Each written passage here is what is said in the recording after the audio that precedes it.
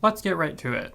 I was shooting some B-roll footage for a mini documentary I'm working on with my musician friend Jack Blair, and we wanted to get some footage of him and his wife out on their front porch in the evening.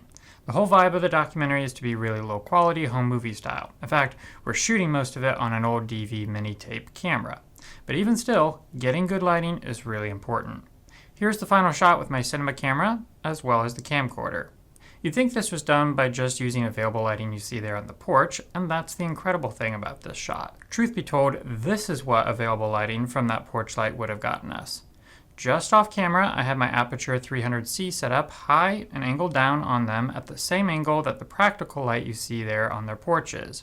I only powered it at 1%, and yet it was enough to give much better lighting on them and give me a far less noisy image. I was able to go from this image to this image with a very simple setup. 1% on the 300C boosted this image 100%, so the takeaway is bring your own lights and look for ways to accentuate the available lighting that's already there. On to number 2. I was filming with this longtime client and was in the middle of a take when I just knew that the shot was not working. I mean, does it bother you? The fix? Moving the camera 6 to 10 feet over and shooting diagonally into the room. Now all of the leading lines work at angles, which is far more dynamic. We get to see more of the image on the screen, and his head is not uncomfortably trapped in this boxy frame. I went from this to this in a matter of feet and seconds. The takeaway, protect the overall impression of your client by making them look as good as you can rather than saving face on a shoot when you've made a mistake. Sure, there are a lot of videos out there that probably look just like this first shot, but it's not acceptable coming from me or representing my client. So I swallowed my pride, told him we were refilming it because of an issue on my end, and did what I needed to make him look great.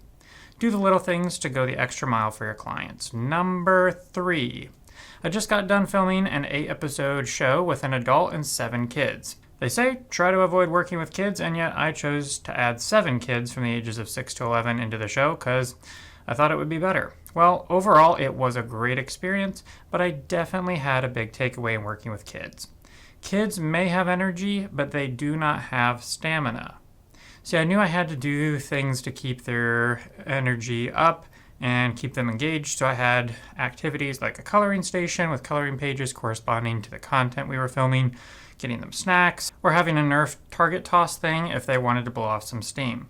By the end of a long day, and by long I mean 4 to 6 hours for the kids, it was taking everything I had to get them engaged on camera and not falling over in fatigue.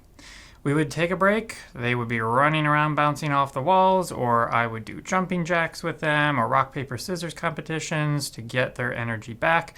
But then when the cameras were rolling, they had big yawns and could barely focus. They have no stamina and are done when they are done.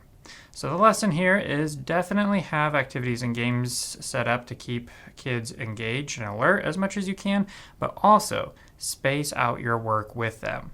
Film 4 to 5 hours at a time every other day rather than back to back to back days, or film fewer hours at once in a day. Number 4. I was filming another music video with Jack Blair, full circle.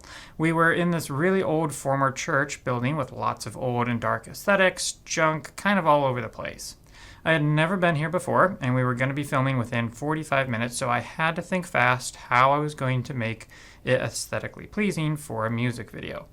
Thankfully, the room was big, so I turned off all the lights in the room, put my favorite light, the Aputure 300C, up high on the stage, pointed into the room, blasting the room with hard light. I only needed to put it at 15%, but the results are some of the best footage I've ever captured for a music video. I was using my vintage 50mm super multi-coated Takumar and put my white balance a bit off from the light in order to warm the image even more. The flares and colors I was getting totally matched the aesthetic vibe of the location and the music video. Such a simple lighting setup, but by backlighting, you can see how much more dynamic the images are. The takeaway here? Lean into the strength and aesthetics of your location, light the space, not your subject, backlight when possible, and the results will speak for themselves. Tip number 5, this goes with this last shoot as well. Lens choice matters. Lenses bring their own character and quality to an image, and it's important to match that character with the nature of your project. This was a full-blown creative video in a very unique location. It wasn't a pretty location on its own, and lots of junk in the background, things that I didn't want in my image. So I chose a lens that was as old as the location with just as much character, and something a bit tighter. Takeaway, build out a lens kit that matches the character needs of the work that you do. I have my fantastic modern lenses for clean and reliable quality images, but also very affordable vintage lenses when I need character and imperfection. I love the way these flare, the cat's eye bokeh, and even the chromatic aberration I get out of them. They are perfect for specific kinds of work that I do.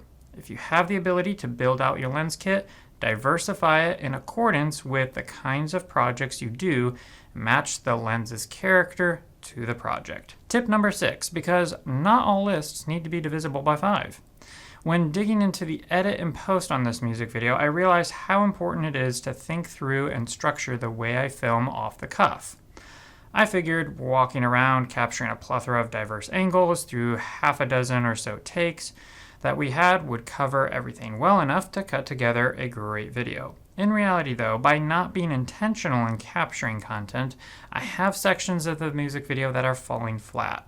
The last time I shot one of these, it cut together great because I thought through how I was going to establish the location, the players, tie them together and in the space, and included intentional wide shots, medium shots, and close-ups.